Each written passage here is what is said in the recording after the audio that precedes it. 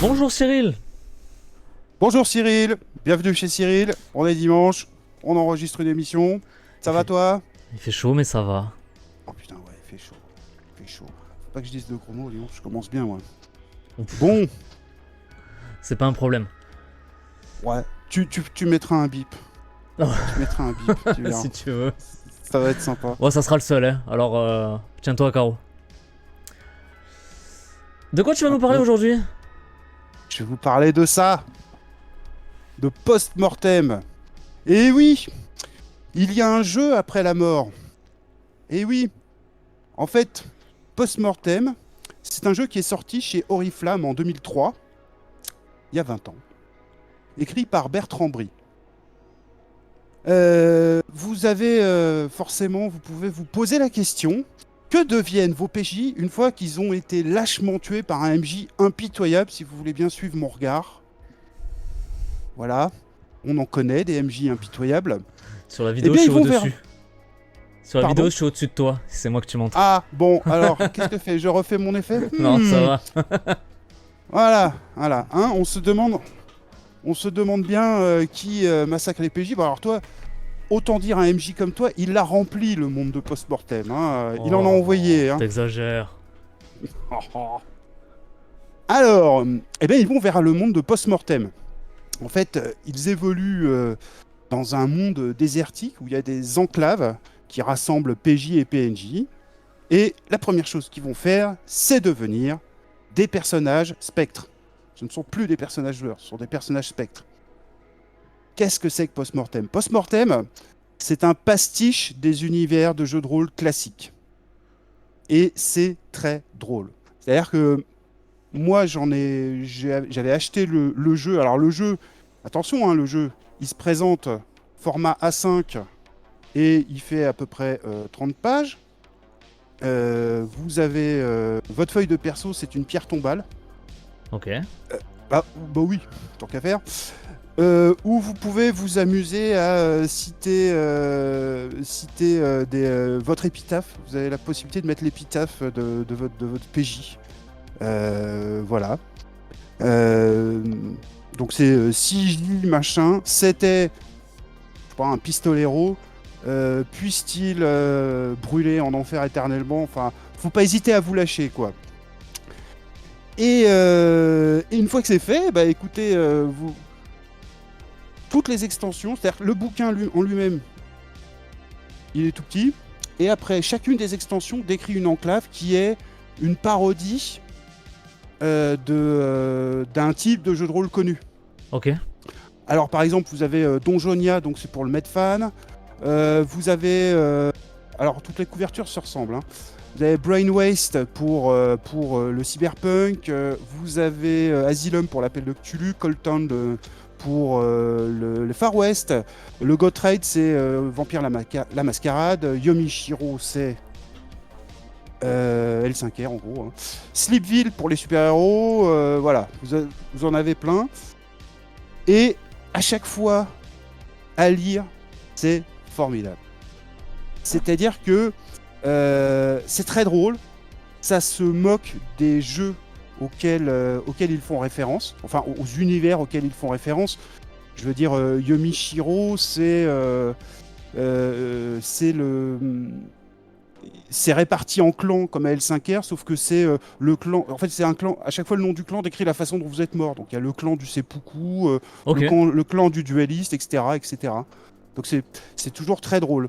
Alors, je vous cite des choses qui se passent là-dedans. Donc, vous avez Donjonia où les dragons sont des êtres pauvres, parce qu'à chaque fois, quand ils vivent dans le monde des vivants, bah, ils se font piquer leurs trésors par des PJ et Ok. casser les dents.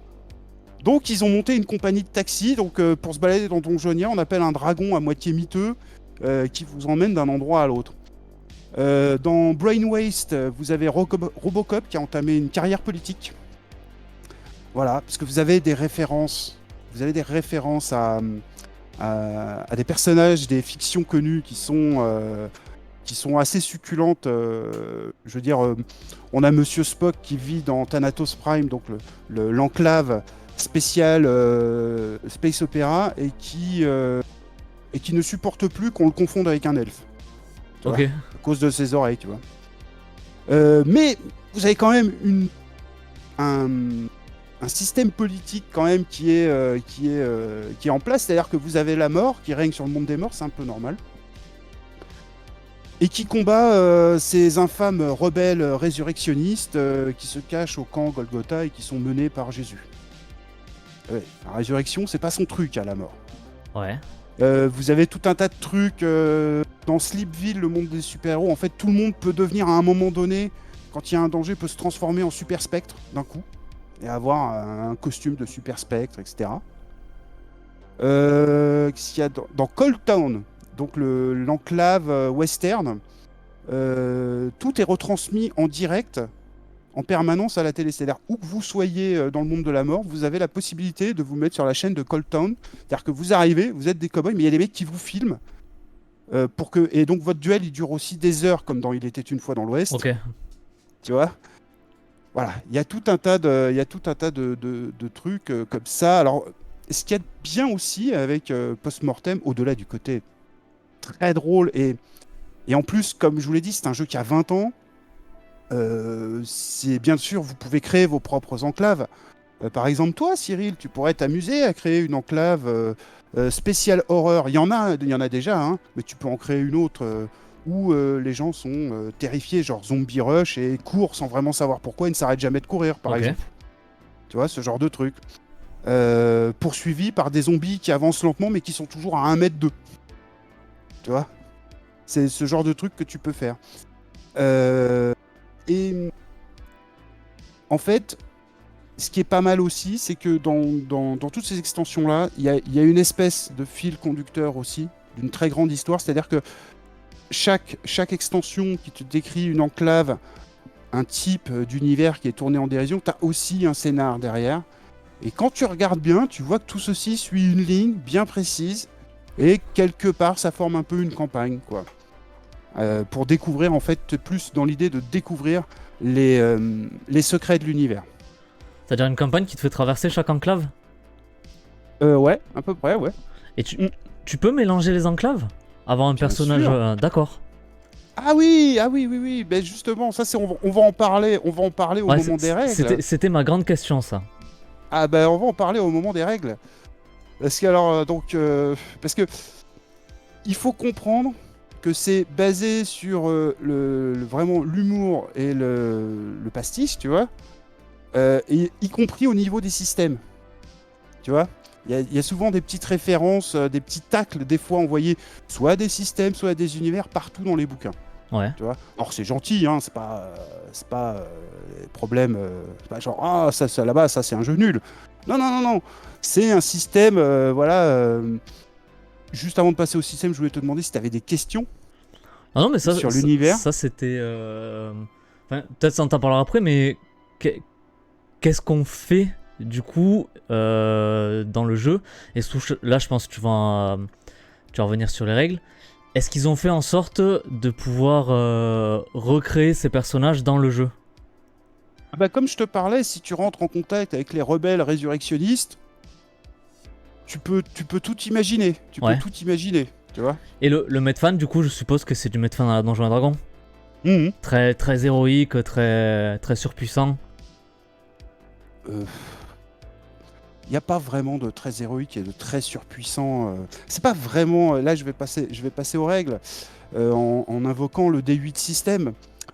À l'époque, il faut comprendre, hein, à l'époque, suite à l'OGL, première OGL qu'on avait fait sur Donge 3.5, ils ont sorti des D20 systèmes pour tout. Ouais. Donc forcément, quand ils ont sorti Post-Mortem, ils ont sorti le D8, ils ont dit ce sera le D8 système. Ok. Bon, alors c'est là que ça devient un petit peu compliqué. Vous avez une jauge pour définir votre personnage qui est échelonné de 1 à 8. D'accord? C'est-à-dire que vous avez votre âme dans un sens, 1, 2, 3, 4, 5, 6, 7, 8, Ouais. et la conscience dans l'autre, 1, 2, 3, 4, 5, 6, 7, 8. Ok. Si vous faites une action qui est en accord avec votre passé, on va prendre l'exemple d'un PJ cyberpunk que j'avais à ma table. Il dégaine, il tire, il va faire un jet d'âme. Si il ouvre un grimoire et tente de balancer une boule de feu, là il va faire un jet de conscience. Il faut bien comprendre que le principe c'est que c'est une jauge. C'est-à-dire qu'elle a tendance à évoluer en cours de partie. Et les deux sont D'accord. liés? Ah, les deux sont liés. Ah C'est-à-dire oui, que il y a l'âme un c'est égal curseur à... sur les deux jauges. Voilà. Ok, C'est que l'âme c'est égal à 7 moins la conscience. ok, je Et vois. inversement. Ouais. Tu vois. Ce qu'il faut comprendre, c'est que donc tu jettes un D8 et tu dois faire en dessous soit de ton âme, soit de ta conscience. Tu vois, en fonction de ce que tu fais. Ouais, Et il y a des possibilités que certains effets, des fois, te fassent déplacer ton curseur sans que tu en aies envie. ok. Tu vois. Donc, c'est-à-dire que tu peux faire aller vers l'infini. Parce que comme le 8, quand tu l'allonges, ça représente l'infini. Ouais, Tu vois. Tu peux être infini en âme d'un coup, si tu as vraiment dépassé 8, suite à un effet. Et donc, tu vas commencer à nier, par exemple, tout ce qui n'est pas raccord avec ta réalité à toi. ok. Ce qui fait que, du coup, tu es là, toujours ton personnage cyberpunk. Tu as un nécromant qui relève les morts, les morts t'attaquent. Non, non, ils te font rien, parce que ça, c'est pas possible, tu vois. Ah mais dans le système, ils te font rien du coup? Bah, tu peux négliger. T'as un sorcier qui te lance un éclair Ouais, en invoquant. Si t'es à fond en âme, tu es tellement persuadé que l'univers autour de toi répond aux règles du cyberpunk, bah l'éclair te fait rien, ok, vu que c'est pas possible. Tu vois. d'accord. Ah oui, c'est particulier. Ah là oui, mais c'est un cas exceptionnel hein, Ouais, quand ouais. tu rentres là-dedans. C'est-à-dire qu'en plus de ton point de vue, toi non plus, tu peux plus rien faire qui n'est pas en rapport avec ton univers à toi. Tu vois. Ouais. Et tu as l'excès inverse. Alors l'excès inverse, je l'avais lu hier, c'est-à-dire que quand tu as conscience infinie, je sais plus ce que ça fait, mais il y a un effet technique aussi qui est ultra badass. Tiens, je l'avais relu hier, ça m'est sorti de la tête. Mais bon, bref, voilà quoi. Tu as les effets infinis. C'est en instabilité. Tac, tac, tac, tac, tac, tac. Ah oui, ça veut dire qu'il peut réussir déjà toutes les prouesses qu'il veut. Et voilà, oui, c'est-à-dire que à partir du moment où tu considères que toutes les réalités sont tiennes, tu réussis à peu près tout ce que tu veux. C'est-à-dire que mon personnage cyberpunk, là, d'un coup, il va se rendre compte qu'il peut faire de la magie. Toujours, je reprends ce même exemple. Ouais, Hein. ouais. Il peut faire de la magie, alors qu'en fait, il a jamais lu un bouquin de sorts, quoi. Tu vois. Ok. Voilà. Alors, je te passe le système, notamment. Si tu fais un 8 sur ton jet de dés, tu relances, et si c'est encore un 8, on arrive à un effet infini. C'est-à-dire que là, ça part vraiment en cacahuète. Alors ça peut être une bonne chose, hein, mais par exemple, alors attends, je vais pas te prendre cet exemple-là comme effet infini, j'en parlerai plus tard. Ouais. Cristallisation psychique, le personnage réussit son action et sa psyché se déplace d'un cran, donc c'est-à-dire ton nécrogramme, de la caractéristique sollicitée. Ou tac tac, ou alors roulette russe, tirer un déduit moins 1, c'est la nouvelle valeur en âme du spectre, etc. etc. Ok, mais on a que deux caracs, âme et conscience? Alors, il n'y a pas que ça, parce que ça c'est juste pour t'expliquer le système. Ouais. Après tout ça, tu as des artefacts, des prouesses et des compétences, c'est-à-dire des trucs où quand tu fais ton jet de dés, tu as quand même un bonus. Parce que dans le cadre de mon solo à Cyberpunk, quand il tire au flingue, il a un bonus, tu vois. Ok. Parce il sait bien faire ça, tu vois. Après, tu peux développer des prouesses pour apprendre à faire des trucs style, je sais pas moi, piloter des vaisseaux spatiaux, ce que tu savais pas faire dans ton monde de Donjons et Dragons, par exemple. Ouais. Il faut comprendre que à la fin de chaque scénar, le PJ développe une X-bille. C'est-à-dire, il crache une bille qui sert à la fois d'expérience, donc il peut la réavaler pour faire de l'expérience, ou Ok. il peut s'en servir pour faire de la monnaie, parce que c'est la monnaie de cet univers. Et là, à ce moment-là, c'est le moment où il peut s'acheter des prouesses, des compétences en plus, tu vois, augmenter des choses. Ok. Les personnages sont conscients de leur état? Ah bah oui, ils savent qu'ils sont morts. Ah ouais, d'accord. Je Ah crois, oui, donc je c'est crois que très... je t'ai envoyé la photo de comment, dans quel tunnel ils arrivent. Faut bien comprendre Ah il y a oui, une, ok, ouais. la mort d'un PJ. Alors, faut bien comprendre que tu as tu as aussi les pouvoirs d'origine contrôlée qui te viennent du monde dans lequel tu étais avant. Donc le type cyberpunk, par exemple, vous venez d'un monde où tout va plus vite, l'information, les gens la vivent, vous recevez un bonus de plus 3 au jet de conscience pour déterminer l'initiative lors des combats. Ok, ouais. Voilà, tu vois, ce genre de truc. Tu vas aussi avoir un artefact dès le début qui va correspondre à un objet fétiche que tu as ramené dans l'univers avec toi. Alors c'est pas que tu l'as ramené, c'est que tu l'as généré mentalement. Ok. Et c'est l'objet fétiche du flingue, du solo qu'il avait, ça veut dire qu'une fois par scénar, il peut refaire un jet de dés quand il l'utilise. Ok. Tu vois, c'est mignon, c'est simple, et ça veut vraiment dire quelque chose. De plus, il y a la façon dont tu es mort qui intervient. Ça veut dire...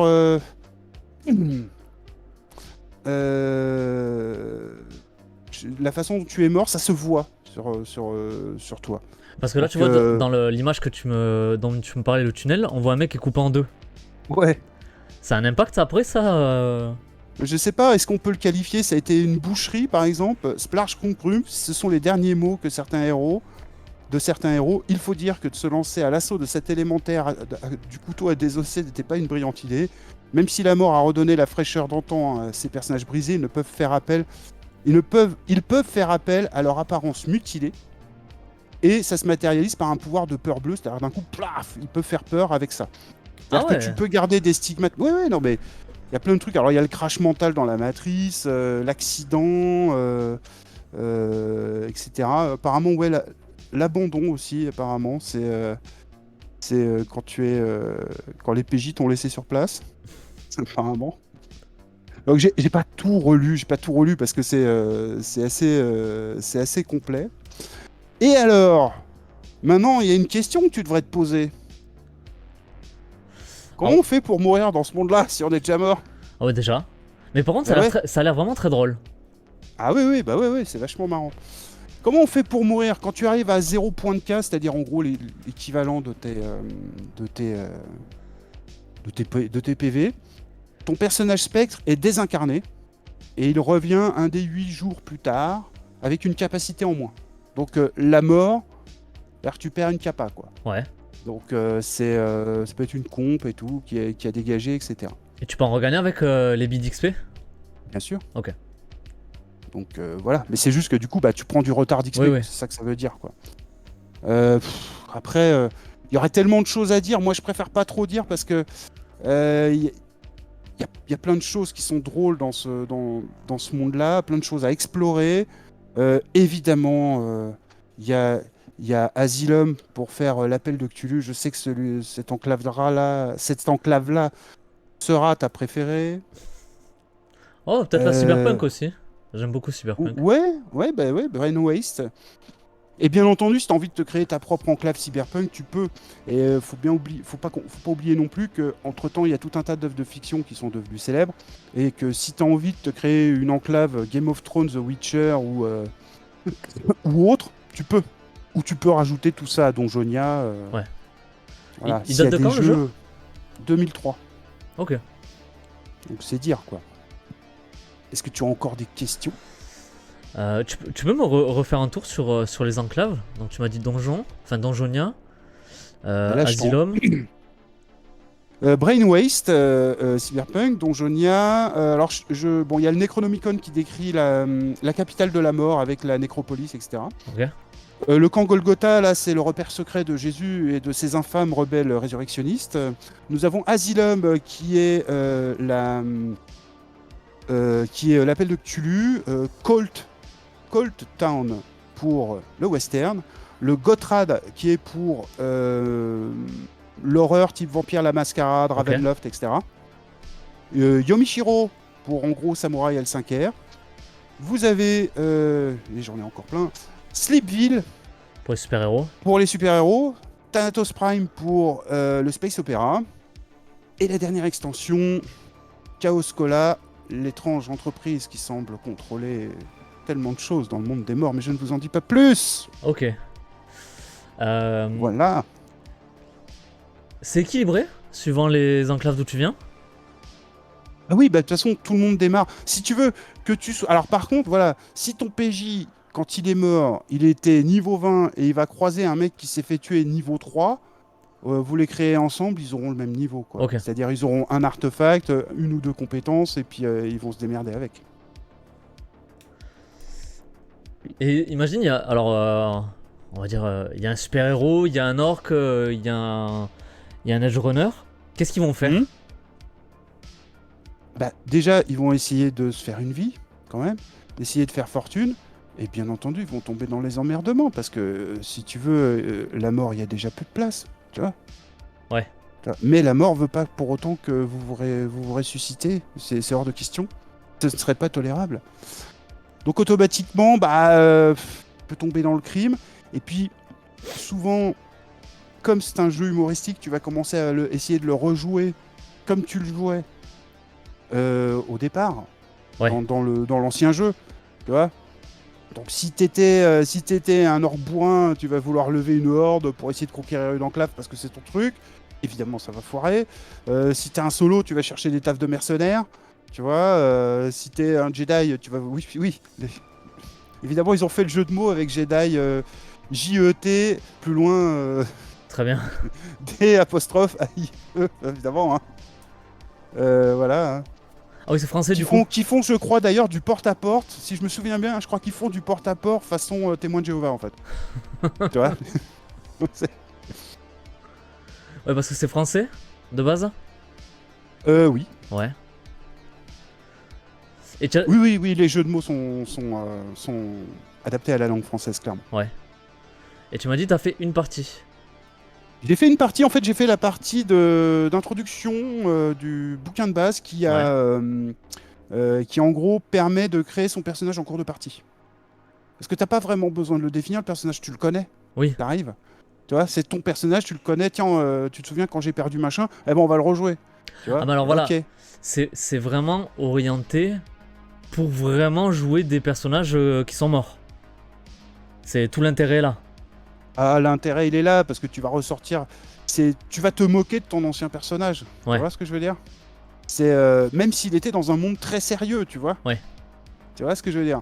Il y a, il va, ça va te faire rire ce qui lui arrive là, tu vois. À ceci près, alors tu peux t'amuser à créer ex nihilo un personnage. Tiens, il vient de tel jeu, il faisait ça, il est mort comme ça, et on va le créer. Ah, il y a moins de saveur. Ben ouais, tu passes à côté du jeu si tu fais ça. Donc du coup, ça justifie qu'il y ait des MJ comme toi. Alors oui, oui, mais je trouve quand même que c'est un jeu qui s'adresse à un groupe qu'on jouait pendant longtemps ensemble. Bah non, parce que tu l'as dit tout à l'heure. Alors, un groupe de joueurs, pourquoi pas? Mais c'est pas obligé. Parce que tu l'as dit tout à l'heure, tu peux très bien avoir un PJ qui vient d'un jeu, un autre qui vient d'un autre jeu. Ah ouais, mais du coup, les joueurs autour de la table n'auront pas forcément les refs. C'est un peu dommage. Ah, oui, mais de toute façon, tu auras toujours la rêve de ton personnage, de ton Oui, PJ. ouais, ouais. Tu vois ce que je veux dire? Donc, même s'il y a un mec qui a jamais joué à Cyberpunk, il aura à côté de lui un mec qui y a joué et qui lui sortira les refs. Donc il va peut-être pas forcément rire à chaque fois, Ouais. mais bon. Et puis c'est générique, hein. Donjonia, même si t'as jamais fait de Donjons et Dragons ni de Pathfinder, t'as peut-être à un moment donné mis les pieds dans un jeu médiéval. Je sais plus, je crois que Donjonia, tout est fait en forme de tour, je crois. Et les gens les plus balèzes habitent toujours en haut, c'est une loi. Ok. Tu vois? S'il faut... Tu vois? Ouais, je vois, ouais. Tu vois, je me demande même s'il n'y a pas une entreprise qui est spécialisée pour poser des pièges devant les portes des gens. Parce que c'est comme ça qu'on ouvre une porte. Tu vois, c'est... Non, mais c'est très drôle. Non, c'est vraiment très bien. Ça se trouve encore? Ça.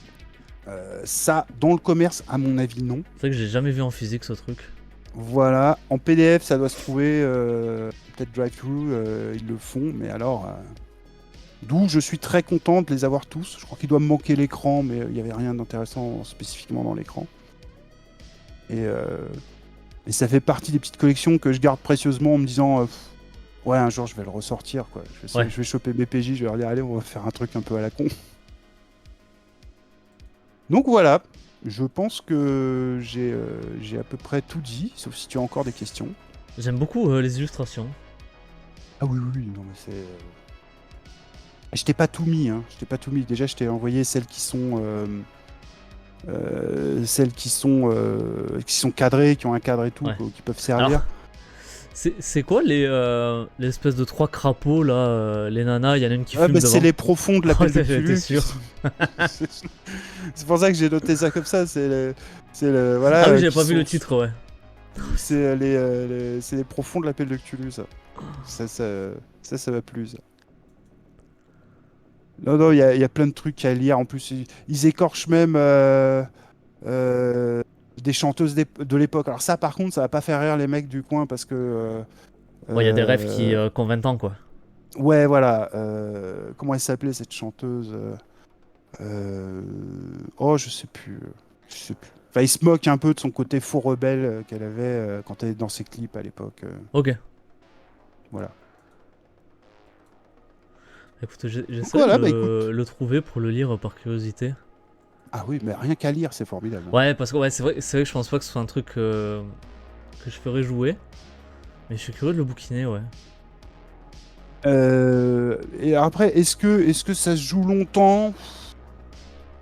Si t'as un MJ créatif, ouais. Ouais. Tu vois, et des joueurs entreprenants, ouais.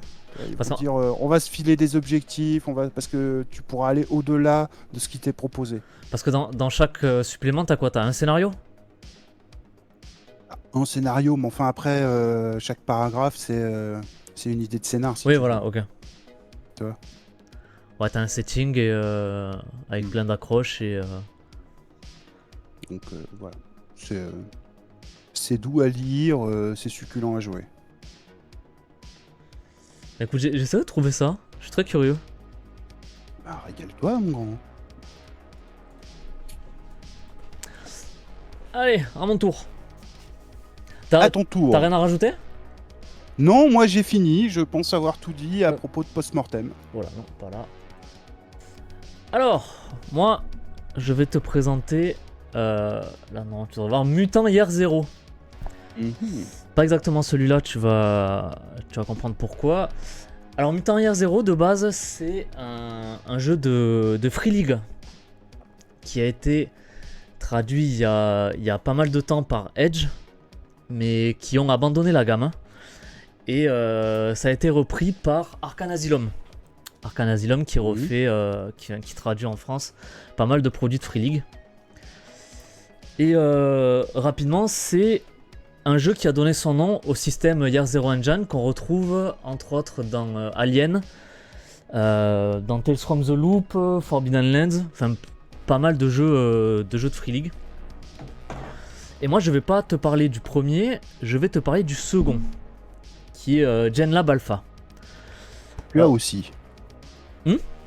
Que tu as aussi. Que j'ai aussi. J'ai pour l'instant toute la gamme en FR et il y en a un troisième qui est sur les robots. Je vais te faire un petit tour rapido de la gamme. Le premier, dans Mutant Year Zero, on va jouer une humanité dans un monde post-apocalyptique avec des gens qui ont des pouvoirs mutants. Et on a la recherche de quelque chose qui s'appelle l'Éden. C'est un peu le paradis que tout le monde désire trouver. Dans GenLab Alpha, qui va être donc le second qui a été traduit, on joue des animaux anthropomorphes qui sont dans cet état parce qu'ils ont subi des expériences par des robots qui leur ont donné des capacités, une conscience, des pouces opposables sur la plupart des races. Et dans le troisième, attends, je l'ai là. Pour l'instant qui est parlé en français, Mécatron. On va jouer donc des robots qui sont en train de s'éveiller et de découvrir un peu leur conscience. Est-ce que les jeux peuvent se rencontrer? C'est-à-dire, est-ce que je peux Oui. jouer un anthropomorphe et mon copain jouer un Exactement. robot? En fait, ils Super. ont fait un espèce de ce qu'on peut retrouver dans le monde des ténèbres. Et par exemple, dans GenLab Alpha, il y a une campagne. Donc c'est des jeux tout en un. Hein. On n'a pas besoin des autres pour jouer, même si souvent ils font référence. Dans Genlab Alpha, il y a une campagne où les animaux sortent de la zone dans laquelle ils sont au début pour directement pénétrer dans l'endroit du premier et donc rencontrer les humains. Mhm. Et il est dit que les objets, les stats, mais ça on y reviendra, tout est... on peut tout mélanger. Alors dans Mutant Year Zero, on va jouer donc des animaux dans ce qu'on appelle la vallée du paradis. La vallée du paradis, c'est un endroit où ces animaux-là anthropomorphes ont été relâchés par ce qu'ils appellent les veilleurs. Les veilleurs, c'est les robots qui les capturent pour faire des expériences sur eux. Et ils sont relâchés donc dans cette vallée du paradis qui est entourée d'une immense clôture et où ils ne peuvent pas sortir. Il y a plusieurs tribus, il y en a 7 ou 8 au total. Il y a les chiens, les chats, les lapins, ce genre de trucs. Et il commence à y avoir un peu une résistance qui va se mettre en place pour aller à l'encontre des veilleurs, donc des robots qui essayent de les capturer au fur et à mesure pour faire des expériences sur eux.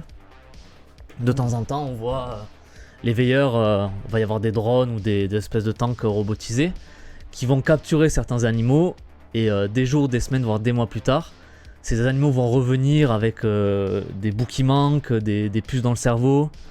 Ils vont être totalement changés. Genre Rocket dans Gardien de la Galaxie. Alors oui, quoi. exactement. Ça fait beaucoup penser à ce qu'on connaît de Rocket si on voit les films, ouais. Et donc avec tout ça, il va y avoir une résistance un peu qui va se monter dans la vallée. Et dans la campagne, en fait, c'est ça qu'on va jouer. On va commencer à jouer un groupe de résistants, de ce qu'on va appeler une cellule de résistance. On va essayer d'aller dans chaque tribu, un peu voir comment ça se passe, un peu essayer de leur monter le bourrichon, faire des actes de résistance, essayer de saboter des infrastructures des veilleurs, ce genre de choses. Et il va y avoir des espèces de tableaux qui vont pouvoir permettre de suivre exactement les capacités en termes de logistique des veilleurs et de chaque clan. Et comme ça va permettre au fil de la campagne de regarder, pour les joueurs de voir où c'est qu'il faudrait qu'ils aillent agir maintenant et où c'est que c'est tranquille là-bas, ils peuvent se débrouiller tout seuls. Donc, voilà. Donc la campagne va se dérouler comme ça. Et à la fin, normalement, les animaux sont censés sortir de la vallée du paradis pour aller rencontrer donc les humains mutants de l'autre côté de la clôture. Est-ce que déjà tu as des questions sur l'univers ? Bah oui, je me demande comment on fait après pour jouer des robots et bien s'entendre avec les deux autres. C'est-à-dire que genre t'as à table, t'as un robot, t'as un anthropomorphe et un humain mutant. Comment tu fais pour que le robot il se fasse pas casser par les deux qui quand même doivent pas du tout l'apprécier? La cohabitation est-elle possible au sein d'une table? Oui, mais en fait c'est surtout que dans Genlab Alpha, c'est vraiment des robots. Il n'y a pas de... C'est pas des intelligences artificielles. Il y a une grosse intelligence qui va contrôler tous les robots de la vallée. Mais les robots en eux-mêmes n'ont pas de conscience ou quoi que ce soit. Là où les robots de Mechatron ont vraiment une personnalité. Donc là, tu peux différencier. Même si tu peux jouer sur ça, tu peux jouer sur cette ambiguïté, mais ça peut se faire. Mais alors les robots de Mechatron, eux, ils viennent d'où? Ils viennent de... ils ont été construits aussi par cette intelligence. Ah non, c'est pas la même zone. Ah d'accord. Voilà. Okay. En fait, les trois jeux, c'est vraiment trois zones différentes qui proposent. Mais ce qui m'a amené cette question, alors vis-à-vis des humains mutants, eux, s'ils veulent pouvoir sortir, c'est qu'il y a quelqu'un qui les retient. Est-ce que c'est l'IA, il y a une IA qui gère chacun des enclos, et à la fin, tout le monde a le même ennemi? Ouais, c'est ça. D'accord. Il n'y a qu'une seule IA sur toute la vallée du paradis. D'accord, mais du coup, ceux qui ont construit les robots Mechatron, même s'ils sont intelligents, c'est cette IA. Non. En fait, il y a une IA, c'est dans la vallée du paradis, c'est une grande zone. Mais en dehors de la vallée du paradis, l'IA ne contrôle plus rien. D'accord. Donc, ailleurs, va y avoir les robots de Mechatron, et ailleurs, va y avoir les humains du jeu de base. Là, c'est clair. D'autres questions ? Non, pour l'instant, c'est bien. C'est même motivant comme univers. Après, j'attends le système. Alors, tu vas voir le système. C'est mon système préféré. Alors le Year Zero Engine en général, et pas forcément ce jeu-là. Tu vas avoir 4 attributs. Alors généralement c'est force, agilité, esprit, empathie, dans laquelle tu vas distribuer des valeurs de 2 à 5. Tu vas avoir des compétences, 3 par attribut. Par exemple dans la force, tu vas avoir la vigueur, la mêlée et l'endurance, dans laquelle tu vas attribuer des points. Et aussi tu vas avoir des objets qui vont te donner des bonus ATG. Chaque valeur que tu vas avoir, par exemple si j'ai 3 en force, 2 en mêlée, je vais jeter 5 dés. Si j'ai une épée qui me donne un bonus de plus 1, je vais jeter 6 dés. C'est des D6, c'est que des D6. Si je fais un 6, j'ai réussi. Je vois, d'accord, ok. Et c'est voilà, et c'est le système qu'ils ont repris dans tous les autres jeux enfin la plupart des jeux de Free League. Et Ouais, ça là, a l'air bien. et en fait là où je voulais faire le parallèle par rapport à, c'est pour ça que ça m'a donné envie de parler de ça par rapport à Post-Mortem, c'est que un animal qui a 5 en force dans Mutant Year Zero, il sera aussi fort qu'un humain qui a 5 en force dans Forbidden Lands, aussi fort qu'un mec dans l'espace qui a 5 en force dans Alien. Les systèmes sont vraiment complémentaires. Même si, bon, pour les mélanger, il y a quand même une petite mécanique. Mais voilà, un coup de hache fera les mêmes dégâts dans tous les jeux. Oui, puis bon, le système a l'air simple, rapide à expliquer aux gens. Il y a quelques subtilités parce qu'il y a des talents qui vont donner des petits bonus par-ci par-là aussi pour personnaliser un peu plus le personnage. Il y a aussi un système d'objets fétiches dans certains jeux qui vont donner des bonus. En fait, il y a une base de système dans tous ces jeux-là, mais après, chaque jeu a son petit truc. Il va y avoir le stress dans Alien, et là-dedans, il y a les points de bestialité qui vont permettre de faire sortir son côté animal, ce qui va donner des bonus sur l'instant, mais qui va derrière, pendant un petit moment, faire perdre un peu d'humanité. J'ai une question. Est-ce que tu as un système, en gros, d'atténuateur de loose type point de chance pour avoir une réussite automatique, des points que tu gères, un truc pour... Est-ce qu'il y a ça, ou est-ce que si vraiment tu fais aucun 6 de toute la partie, tu rates absolument tout, tu peux pas imposer une victoire au moins sur un jet de dés? Alors je sais, alors dans celui-là non, mais il y a des jeux dans Free League où si tu fais un jet qui correspond à une de tes fiertés, une fois dans la partie tu peux réussir. Okay. Et après dans la plupart des jeux, il y a une mécanique qui est intéressante, ça s'appelle la mécanique de pousser un jet. Je jette mes dés, sachant que c'est des dés de différentes couleurs, que ce soit les attributs, les compétences et les armes. C'est des jets de différentes couleurs. Je jette un dé, si je fais pas de 6, je peux décider de pousser un jet, c'est-à-dire je relance tout. Je relance tout, sauf les 1. Les 1, je les mets de côté, et je relance. Si je fais un 6, mon action est réussie. Par contre, tous les 1 que j'ai eu, au premier ou au second lancer, vont avoir un impact. Si j'ai des 1 sur mes dés d'attributs, je vais perdre des points d'attributs. C'est-à-dire dans ce jeu-là, il n'y a pas de points de vie. Par exemple, si j'ai 5 dés en force que je fais un 1, je vais passer à 4 dés en force. Donc je vais être blessé. Non, c'est juste le temps de repos. Et c'est-à-dire que tant que je ne me suis pas reposé, je vais être plus faible dans toutes mes actions qui vont dépendre de la force. Pareil pour les équipements. Si je fais un 1 sur un dé d'équipement et que je force, mon équipement va s'abîmer. Mon arme va s'émousser. Ce genre de truc. Après, c'est jamais définitif, tu peux les réparer. C'est un truc que j'ai beaucoup reproché moi dans pas mal de jeux. C'est, en particulier dans Donjons et Dragons que je fais actuellement, c'est-à-dire t'as 20 points de vie de base, tu tombes à 1, t'as aucun malus. Même si les points de vie dans Donjons et Dragons c'est un mélange de tout, c'est de l'attrition, c'est ce genre de truc. Je trouve que vraiment représenter les échecs par le fait qu'on va devenir de plus en plus faible au fur et à mesure qu'on va avancer dans l'aventure si on se repose pas, je trouve que c'est vraiment un système qui me plaît. Et c'est pour ça que c'est, je pense, vraiment mon système préféré. Oui, alors après, les points de vie dans Donj... Alors, il y a des D4 déjà, qui à midlife, te dit, voilà, tu es en demi-vie. Des fois, ça te permet de débloquer des pouvoirs, du style, tu deviens enragé ou quoi que ce soit. Et ça veut dire que là, quand même, tu commences à saigner. Mais sinon, dans Donjons et Dragons, effectivement, tant qu'il te reste un point de vie, bah, tu as des hématomes, des éraflures, en fait. C'est ça que ça veut dire. Ouais. Et quand tu tombes à 0 point de vie, ça veut dire que tu as été essoufflé, ton ouverture dans ta garde s'est faite, et l'ennemi a pu te faire une véritable blessure. Ouais, mais du coup. C'est comme ça que je le formalise envers mes joueurs, quoi. Ah non, mais je comprends, mais du coup, leur point de c'est vie tout et augmente. rien, quoi.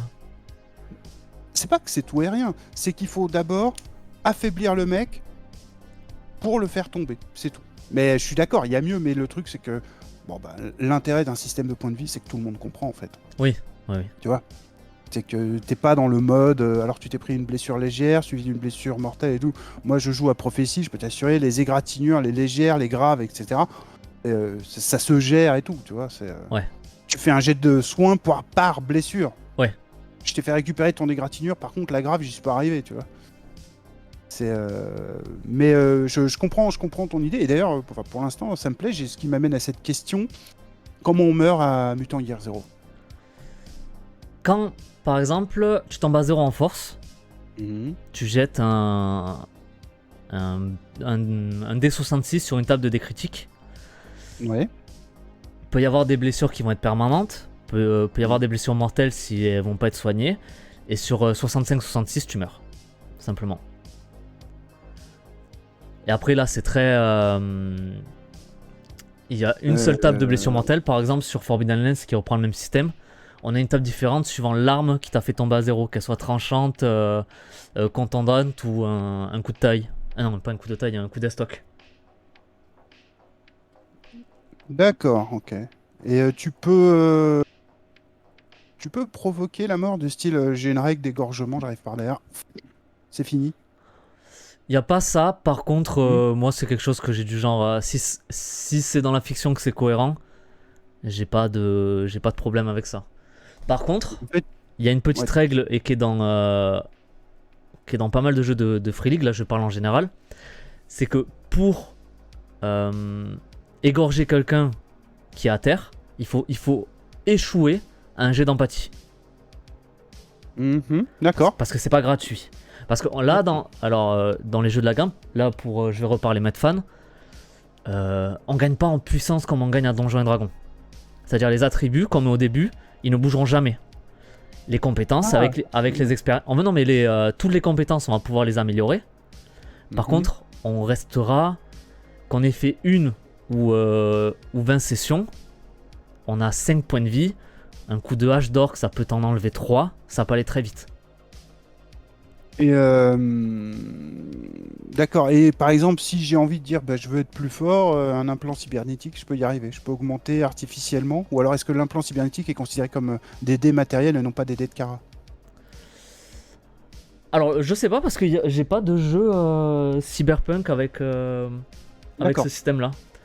Par exemple, dans Forbidden Lands. Alors, pour le robot. Le robot, j'ai pas fini de le lire, je saurais pas te le dire. D'accord, ok, d'accord. Parce que lui, on peut très bien imaginer qu'il devienne plus intelligent en rajoutant des cartes de mémoire vive et que du coup sa Kara intelligence augmente, tu vois, qu'il se rajoute des vérins hydrauliques plus puissants au niveau des membres de la structure pour augmenter sa force, etc. Ah, je pense que c'est possible. Tu vas voir ce qu'ils appellent des artefacts qui vont te donner des bonus dans Mutant Year Zero. Les artefacts, c'est les objets de l'ancien temps. C'est des objets humains qui vont être retrouvés dans la zone. Dans Forbidden Lands, ça va être des objets magiques. Tu vas pouvoir par exemple gagner soit des compétences en mêlée, soit des talents qui vont te permettre soit d'être meilleur au combat, soit il y a des talents qui vont te permettre de relancer les dés de blessure critique. Ah, c'est bien ça. Ouais. Ah oui, ça c'est bien ça. Oui, d'ailleurs, il y en a un. Après, je t'avouerai qu'il y en a un que j'autorise pas. C'est le talent chanceux où il y a plusieurs rangs. Le premier, c'est tu relances le rang 1. Le second rang, vu que c'est un des 66, t'inverses la dizaine et l'unité. Parce qu'en fait, plus t'avances, plus c'est grave. Donc 11, c'est rien, 66, tu meurs. Et par contre, le troisième rang, c'est chanceux, c'est-à-dire tu le choisis. Tu choisis ta blessure critique, je trouve ça un peu dommage. Parce que ça enlève... t'as plus d'enjeu, quoi. Écoute, si tu fais le calcul, si mes calculs sont exacts, ça veut dire que quand tu fais un jet sur ta table, t'as une chance sur 18 de mourir. sur 65 et... Oh là, les probas... je C'est au pourrais pas dire. D6, on est bien d'accord. Oui, c'est c'est au D6, oui, oui. D6. Bon, bah, il faut faire 6 avec le premier, donc une chance sur 6, et après, il faut faire 5 ou 6 avec le deuxième, donc une chance sur 3. 3 x 6, 18. Ok. Je pense que c'est ça. Les mathématiciens me corrigeront. Ouais. Ça fait longtemps que j'ai pas fait de stats. Après, clairement, voilà, c'est un jeu où aller au combat alors qu'il te reste que 2 points de force, c'est idiot. casse-gueule, quoi. Ouais, c'est idiot. D'accord. C'est idiot. Ouais, je regrette qu'on puisse pas un peu tripatouiller les caractéristiques en disant bon, tu vas t'entraîner 1 an, puis si tu veux, t'as un point de plus en force, tu vois. Non, parce que Après, Alors, tu peux le mettre en vigueur, ton point de plus, en compétence vigueur. Mais l'attribut force de base ne bougera pas. D'accord. Parce que l'attribut force, je t'ai dit, ça joue sur 3 compétences ou 4 suivant les jeux. Et c'est sur ces compétences-là que tu vas pouvoir t'entraîner. Les caractères, enfin les attributs, ça ne gère que le nombre de dés d'attributs que tu vas jeter, ou alors est-ce que ouais, si, ça donne aussi les points de vie de l'attribut en question. Ouais. Ça, la force, ça va gérer l'encombrement. Voilà, il y a des trucs comme ça. L'empathie, Je ça sais gère pas, le fait de mettre à mort. L'intelligence, le nombre de langues que tu peux parler, il y a ça aussi ou pas? Ou peut-être qu'il n'y a qu'une seule langue à chaque fois dans les univers, je sais pas. Non, c'est beaucoup une seule langue, et sinon ça dépend de la race quand il y en a plusieurs. D'accord. Tu as vu ce que ça avait donné ce système-là sur Alien ou pas? Oui, alors en joueur, oui. Ouais, C'est très, très létal du coup. Parce que, Ouais, ça colle bien là. ouais, en fait, je t'ai dit, il faut faire un seul 6 pour faire des dégâts. Et si tu fais un 6, tu fais les dégâts de base de l'arme. Imagine une hache qui fait 2 de dégâts. Si tu fais un 6, tu fais 2 de dégâts. Chaque 6 supplémentaires vont rajouter un dégât en plus. Ah ouais. Voilà, c'est pour ça que ça peut aller très vite si t'as un coup de chance. Ça peut faire très mal si t'as pas de chance. Dans Alien ou même dans Forbidden Lands, dans Alien, les xénomorphes, il y en a des attaques à 12 dés. Et puis même si une fois que t'es tombé au sol, l'alien il est à côté, Ouais. il termine. De toute façon, c'est... Et ce que j'aime bien en plus, c'est que moi, ce que j'aime bien faire, ce qui est prévu dans Alien, c'est que les attaques, elles se jouent au dé aussi. Il y a une table où t'as 6 attaques. Pour savoir ce qu'il fait, tu jettes un dé 6 et après tu fais l'attaque en question. Ouais. Ah, J'aime bien, d'accord, ça met pas mal de surprises. Et dans, ouais, effectivement. et dans Alien, Effectivement, 12 dés Ouais. pour descendre un mec qui peut potentiellement avoir 5 points de vie, éventuellement un 6ème gratuit grâce au pare-balles et tout. Ouais. Donc ça doit massacrer comme... je suis sûr que tu dois adorer ce jeu-là. Oui, oui. C'est de ces jeux-là qui remplissent le monde de post-mortem, tu vois. C'est-à-dire que là, je pense Mutant Year Zero, tu peux créer une enclave. Alien, tu peux aller voir dans Thanatos Prime ce qui s'est passé, quoi. Effectivement, ces jeux sont compatibles. Il y en a un qui nourrit l'autre. Et dans Alien, t'as une mécanique qui est très intéressante, c'est le stress. Ouais. Suivant ce qui va se passer, tu vas, en plus de tes dés, tu vas acheter des dés d'une autre couleur, qui sont des dés jaunes, qui vont être des dés en plus, donc qui vont te permettre d'être plus fort parce que les 6 sur tes dés jaunes vont compter. Par contre, si sur tes dés jaunes tu fais un 1, c'est la panique. Et là, tu jettes un dé sur une table de panique, et ton personnage a une réaction pas très cool, quoi. Ouais, il doit y avoir des avantages pour dire genre nerf d'acier. Ah oui, oui, bien sûr. T'as le droit à des trucs comme ça, histoire de... Parce que bon, si quand tu pousses un peu, t'as une chance sur 6 de te barrer en courant, ça peut aller très vite, quoi. Ah non, mais sur Alien, pour y avoir joué plusieurs fois, ça va très vite. Ouais, bah ouais. Ça va très vite. D'ailleurs, ça me pose... Alors, c'est pas le sujet du jour, ça nous rallonge l'émission, mais Alien, on est juste là, dans ce jeu-là, pour chasser de l'alien. Alors non, Parce que en fait, il y a... moi, j'ai joué à Alien dans les années 80-90, le jeu de rôle américain qui a jamais été traduit. Ouais. T'as toute la politique avec la Weyland Futani, etc., quoi. C'est-à-dire que tu peux faire des jeux de corpo où tu croises 0 alien. C'est prévu. Ouais. Là, tu peux. D'accord. En plus, le jeu est canon avec l'univers d'Alien. Tous les bouquins doivent être validés par la Fox et maintenant par Disney. Et tu peux faire les deux. Par exemple, dans la boîte d'initiation, le chariot des dieux, tu joues Alien 1. T'es un équipage de camionneurs, tu tombes sur une planète, tu récupères un truc, enfin c'est la merde. Élimine un PJ qui se prend le facehugger, déjà, c'est Ouais. aidant. Il y a un robot planqué parmi les PJ. Enfin, c'est vraiment Alien 1. Ah, c'est dommage parce qu'on l'a tous vu, quoi. Ça Ouais, aurait mais valu le coup qu'ils essaient de te retranscrire la même ambiance, mais avec une histoire, un contexte complètement différent, une ambiance complètement différente, quoi. ouais, là après Mais bon, c'était vraiment pour la ref. Et la première extension qui est sortie, c'est Colonial Marine, où là t'es dans Aliens. Tu joues des Colonial Marine. Et il y a ce qu'ils appellent un mode cinématique, où ça va vraiment être faire des one-shots. T'as vraiment des films sur une après, voire plusieurs séances. Et t'as un mode campagne, où là vraiment tu vas pouvoir développer l'univers et faire plusieurs sessions sans croiser vraiment un seul xénomorphe. mais je pense que c'est ça, c'est là que ça devient le plus important, enfin le plus intéressant. Je pense que plutôt un jeu comme Alien, voilà comment je le traiterais. Effectivement, je mets les PJ en présence, par exemple, d'un xénomorphe un jour dans une situation bien précise, ce qui les amène à se poser des questions. Ouais. Et le reste de la campagne, c'est justement les réponses à ces questions. Tu vois, qui est derrière tout ça? C'est quoi ce bordel? Qu'est-ce qu'il a voulu faire, quoi? Ouais. Je réponds pas à la question dès le premier film. Je dis. Ah oui, bien sûr. Non, tu peux Voilà. faire ça. Tu peux vraiment faire ça Ouais. dans Alien. Bon. Ok, bah écoute, ouais, moi ça me plaît bien, Mutant Year Zero. Le système a l'air intéressant, effectivement. J'aurais envie d'être joueur là-dedans. Jouer un anthropomorphe, j'aime bien ça. Un mutant, le robot, je pense que ça me plairait pas. Mais, ouais, en tout cas, les deux premiers, ça me donne envie. Ouais, là j'ai voulu parler de ça Voilà. aussi parce que je suis en train de préparer ma campagne. Mhm. On a fait la création de perso. J'ai une oie, un paresseux, un lapin et. Et c'est quoi le dernier? J'ai oublié. Et une loutre. Ah. Bon, mes joueurs qui me connaissent, ils savent tous que je choisirais le furet parce que c'est automatiquement la créature la plus puissante dans tous les jeux. Ah bon? Oh, c'est un, c'est une private joke avec mes joueurs. Un jour, je te raconterai, mais c'est très long. Je pense qu'il faudrait presque une émission complète pour expliquer l'histoire du furet à travers les jeux. Ok. Voilà. Ah, moi je veux bien. Hein. Ouais. Bon, à l'occasion, je te ferai le topo du furet.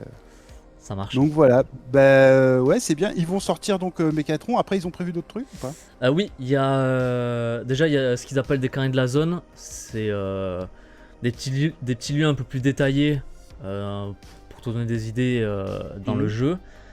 Ils vont sortir Elysium. Alors, ça, c'est sur des humains qui, avant l'apocalypse, se sont mis dans des abris. Ouais. Et il y en a un dernier qui est en VO, mais j'ai plus le nom. Non, j'aurais pas le nom. Mais voilà, c'est la gamme elle va être complète et je pense que même pour Elysium et l'autre, ça sera compatible avec ça quoi. Vraiment, en post-apo, je me suis régalé. Et d'ailleurs, Ouais, non, mais puis il y a une histoire qu'on n'a pas l'habitude d'avoir tous les jours, donc ça peut être, c'est ça qui peut être sympa. Ouais. Faudra peut-être que je regarde aussi à quoi ça ressemble Forbidden Lands, Ouais. avec un système comme ça, ce que ça peut donner. je pense que je t'en parlerai Forbidden Lands la prochaine fois. Eh bah, très bien, on fera comme ça. Je pense que je vais passer un petit peu de temps là sur les jeux avec ce système. Je suis en train d'ailleurs d'essayer d'adapter des Genesis et Notes à ça. Parce que le système de Genesis, j'en peux plus. Comment? Il y a 6 attributs, 6 compétences par attribut. Ouais. C'est trop, il y a des trucs, c'est les mêmes. Voyons, alors, t'as pas connu Vampire la Mascarade où t'as 9 attributs Non, je sais pas, non, mais je veux pas. 10 compétences, non pas 10, 30 du coup, plus éventuellement des compétences secondaires que tu peux t'acheter, des connaissances, des machins, les historiques, voilà, les Non, disciplines je à peux plus. vampire. Ah si, bah Non. ouais. En plus, là, ce qui est simple, c'est que t'as pas à te dire. T'as pas à attendre que le MMJ te dise la difficulté, t'as pas à comparer ton jet de dés avec tes scores.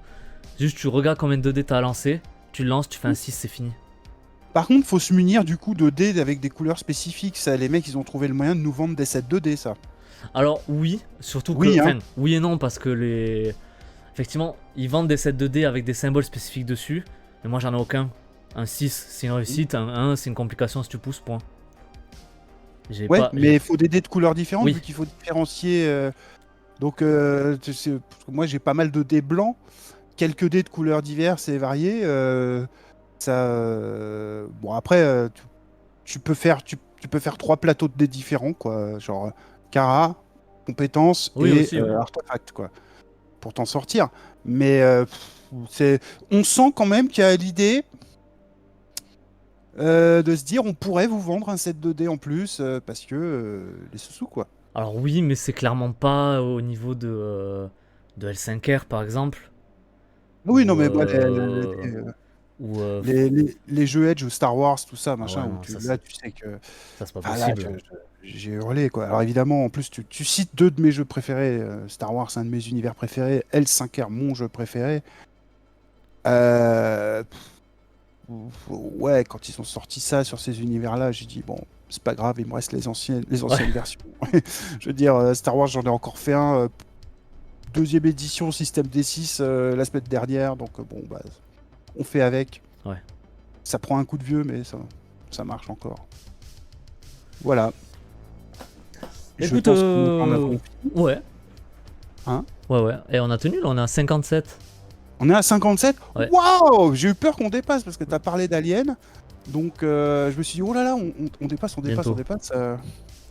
Mais non, ça tient, ça tient. Je suis plutôt content. Je vais Ouais. dire au revoir à tout le monde. Portez-vous bien. Nous reviendrons.